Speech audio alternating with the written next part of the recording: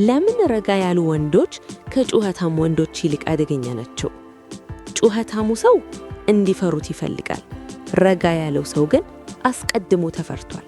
አንዱ ለመታየት ይጮሃል፣ ሌላኛው ግን ዝም ብሎ ይገባና ሳንቲም ሳይወረውር ክፍሉን ያናውጠዋል። ዛሬ የምናወራው ረጋ ያሉ ወንዶች ለምን ከጩኸታሞች ይልቅ በአይምሮ በማህበራዊ ህይወትና በስሜት ጭራቅ ማለት አደገኛ እንደሚሆኑ ነው። ምዕራፍ 1 ጩኸታም ትኩረት ይለምናል፣ ረጋ ያለው ይቆጣጠራል። ጩኸታም ወንዶች እዚህ ነኝ ብለው ራሳቸውን ያስተዋውቃሉ። ወሬ ውስጥ ጣልቃ ይገባሉ፣ ያስረዱልናል፣ ያስፈራራሉ። ጩኸት መሳሪያቸው ነው። ግን እውነታው ይህ ነው። ስሜቱን መቆጣጠር የቻለ ሁኔታውን ይቆጣጠራል። ረጋ ያለ ሰው ለትኩረት አይታገልም። ይልቁንም መጀመሪያ እስካን ያደርጋል ማለት ይታዘባል። መጨረሻ ላይ ይናገራል። እሱ ሲናገር ደግሞ ዝምታ ክብደት ስላለው ሁሉም ጆሮውን ይሰጠዋል። ምዕራፍ 2 ጩኸታም ይደነበበራል ማለት ሪአክት ያደርጋል። ረጋ ያለው ግን ይመርጣል። አንድ ሰው ቢያበሳቸው ጩኸታሙ ወዲያው ይፈነዳል። ይሄ ደግሞ ደካማነቱን ያሳያል። ረጋ ያለ ሰው ግን ፓውዝ ያደርጋል። ለስሜቱ አይገዛም። ለመረዳት ብሎ ደርቅ ምን አይዝም። ለመመረቅ ብሎ አይከራከርም። ምላሹን መርጦ ነው የሚሰጠው። ያ ምርጫው ደግሞ ታስቦበት ስለሆነ አደገኛ ነው። ምዕራፍ 3 ረጋ ያሉ ወንዶች አይገመቱም። ጩኸታሙ ኦፕን ቡክ ነው። መቼ እንደሚናደድ፣ ምን እንደሚናገር፣ መቼ ፊውዝ እንደሚቃጠልበት ታውቀዋለህ። ረጋ ያለውን ግን ምን እያሰበ እንደሆነ አታውቅም። ምን እያቀደ እንደሆነ አታውቅም። ቀዩ መስመሩ የት እንደሆነ አይታወቅም። ሰዎች ማንበብ የማይችሉትን ነገር ይፈራሉ። ምዕራፍ 4 ረጋ ያሉ ወንዶች አይዛቱም፣ እርምጃ ይወስዳሉ። ጩኸታሙ ዝም ብሎ ይፎክራል። አሁኑኑ ቃል አቆምች ይሄዳለሁ ወይም አትነቀኝ እያለ የርቀት ማስጠንቀቂያ ይሰጣል። ረጋ ያለ ሰው ግን ማስጠንቀቂያ አይሰጥም። ይታዘባል፣ ይወስናል፣ ከዚያም እርምጃ ይወስዳል ያለ ምንም ድራማና ጩኸት። ምዕራፍ 5 ሴቶች ይህን ወዲያው ያውቁታል። ጩኸታሙ ወንድ ለቅሶ የበዛበት ረጋ የማይል እና የማይረጋጋ ይመስላል። ረጋ ያለ ግን ክብደት ያለው የሚተማመንና ራሱን የሚቆጣጠር ነው። ለዚህ ነው ረጋ ያሉ ወንዶች ሴት አሳዳጅ የማይሆኑት። ዝምታቸው ራሱ ዋጋቸውን ይነግራልና። ምዕራፍ 6 ጠንካራ ድንበር አላቸው። ጩኸታም ወንዶች ስለ ክብር ያወራሉ። ረጋ ያሉ ግን በተግባር ያሳያሉ። አንድ ሰው መስመር ካለፈ ረጋ ያለው አይከራከርም፣ ለምን እንደሆነ የማያብራራም፣ ዝም ብሎ አክሰሽ ይከለክላል። ሰዎችም ይህን ሰው መግፋት አይቻልም ብለው ይማራሉ። ምዕራፍ 7 ረጋ ያሉ በረጅም ርቀት ያሸንፋሉ። ጩኸታሞች ድልድይ ያፈርሳሉ፣ ጠላት ያበዛሉ፣ ሰውን ያደክማሉ። ረጋ ያሉ ግን ሁካታውን ይሻገራሉ። ከባላገፍቸው በላይ ያስባሉ። በጭንቅ ጊዜ አይቀዘቅዙም ማለት ስቴይ ኮምፖዝድ ይሆናሉ። ምዕራፍ 8 ታሪክ ትልልቅ መሪዎች ረጋ ያሉ ነበሩ። ወደ ኋላ ብታይ ትልልቅ መሪዎች ጩኸታም አልነበሩም። ስትራቴጂኛ፣ ታጋሽ እና ራሳቸውን የሚገዙ ነበር እንጂ። ዝምታቸው ድክመት ሳይሆን ለለቅሶ ነበር ማለት ለዝግጅት። ረጋ ማለት ለስላሳ ማለት አይደለም። ትርጉሙ የማንም ይሁናት አያስፈልግህም፣ ግጭትንም አትፈራም፣ ራስህን ስለምታምን መጠበቅ ትችላለህ። ዝምታን በፍጹም እንደ ድክመት እንዳታየው። አንዳንድ ወንዶች ዝም የሚሉት የሚያረጋግጡት ነገር ስለሌላቸው ነው። ብዙ ሰው የሚሳሳተው እዚህ ጋር ነው። ጩኸታሙን ኃይለኛ፣ ዝምተኛውን ደግሞ የዋህ አድርጎ ያስባል። ግን እውነታው ተቃራኒው ነው። ጩኸታሙ ሰው እንዲፈሩት ይለምናል። ረጋ ያለው ግን አስቀድሞ ተፈርቷል። ዛሬ ረጋ ያሉ ወንዶች ለምን በስነ ልቦና፣ በማህበራዊ ህይወትና በስትራቴጂ አደገኛ እንደሆኑ 8 ዋና ዋና ምክንያቶችን እናያለን።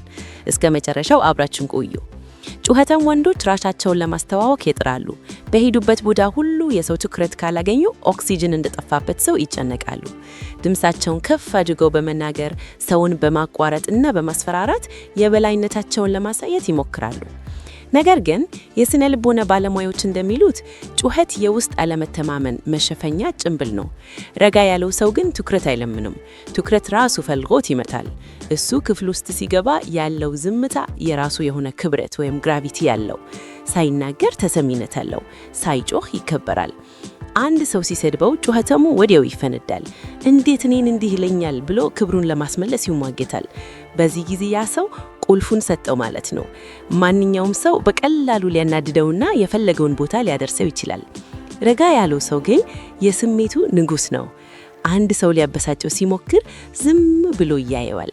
ይህ ዝምታ ተቃራኒውን ሰው ግራ ያጋባዋል። ለምን አልተናደደም? ምን እያሰበ ነው? የሚል ፍርሃት ይለቅበታል። ረጋ ያለው ሰው ምላሽ ከመስጠቱ በፊት ቆም ብሎ ስለሚያስብ የሚወስደው እርምጃ ሁልጊዜም ውጤታማና አጥፊ ነው። ያልታወቀ ጠላት ይፈራል። ስለ ጩኸታም ሰው ሁሉንም ነገር ታውቃለህ። ምን እንደሚናገረው፣ የትኛው ቃል እንደሚያናድደው፣ መቼ እጅ እንደሚሰጥ በግልጽ ይታያል። እሱ እንደተከፈተ መጽሐፍ ነው። ረጋ ያለው ሰው ግን የማይነበብ ነው። በዛ ጭምጭም ባለው ፊቱ ጀርባ ምን አይነት ሴራ እየጠነጠነሰ እንደሆነ፣ ቀጣይ እርምጃው ምን እንደሆነ መገመት አይቻልም። የሰው ልጅ ደግሞ መገመት የማይችለውን ነገር ይፈራል። ይሄ ምስጢራዊነት ወይም ሚስትሪ በሰዎች ዘንድ ትልቅ ክብርና ጥንቃቄ እንዲደረግለት ያደርገዋል። ጩኸታም ወንዶች ማስፈራራት ይወዳሉ። በቀኝ ካልተስተካከልሽ እተባቸዋለሁ፣ አሳይሃለሁ እያሉ ዛቻ ያዘንባሉ። ብዙ የሚይዙት ሰው ደግሞ እርምጃ ለመውሰድ አቅም የለውም። ጩኸቱ ራሱ እርምጃ እንዳይወስድ ጉልበቱን ይጨርሰዋል። ረጋ ያለው ሰው ግን ማስጠንቀቂያ አይሰጥም። አንድ ሁለት ብሎ አይቆጥርም። ሁኔታዎችን ይታዘባል፣ መስመር ሲታለፍ ይመዘግባል። ከዚያም አንድ ቀን አለምንም ጩኸትና ድራማ ግንኙነቱን ያቋርጣል ወይም እርምጃውን ይወስዳል። ያኔ ነው ሌላው ሰው ጎርፍ ሳይመታ ዝግጅት አላደረኩት የሚቆጨው። ሴቶች በደህንነት ጉዳይ ላይ በጣም ንቁ ናቸው።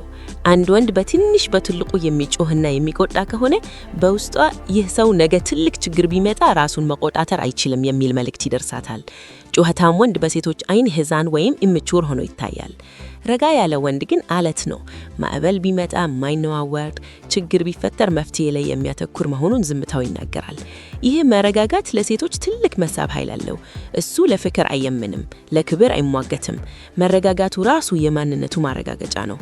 ብዙ ሰዎች ረጋ ያሉ ሰዎች ለስላሳ አድርገው ስለሚያስቡ ሊጋፏቸው ይሞክራሉ።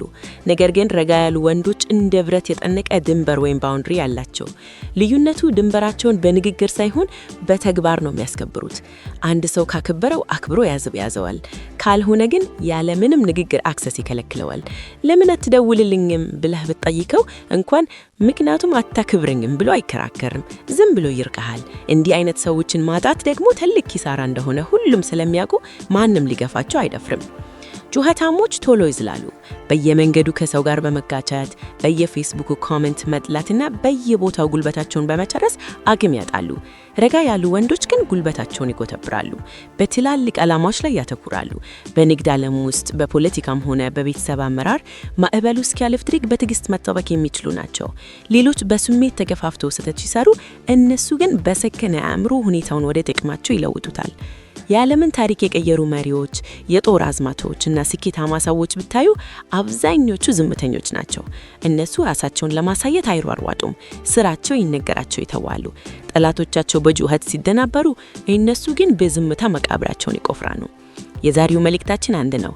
ዝምታን በፍጹም እንደ ፍርሃት ወይም እንደ ድክመት እንዳትቆጥረው። አንበሳ ሲያድን አይጮህም፣ ድምፁን አጥፍቶ ይረግጣልና ከዚያን ኢላማው ላይ ያርፋል። አንተም ብትሆን በህይወት ውጤታማ ለመሆን ከፈለግ ጩኸትህን ቀንሰህ መረጋጋትህን ጨምር። ኃይል ያለው በጩኸት ውስጥ ሳይሆን በቁጥጥር ውስጥ ነው። ይሄ ቪዲዮ ከተመቻችሁ ላይክ ማድረጋችሁን እንዳትረሱ። እናንተስ ምን ትላላችሁ? ከጩኸታምና ከረጋ ያለ ሰው የትኛው ይበልጥ ያስፈራችኋል? ሐሳባችሁን በኮሜንት መስጫው ላይ አስፍሩልን። ለቻናሉ አዲስ ከሆናችሁ ሰብስክራይብ በማድረግ ቤተሰብ ሁኑ። በሚቀጥለው ቪዲዮ እስከምንገናኝ ቸር ቆዩልን።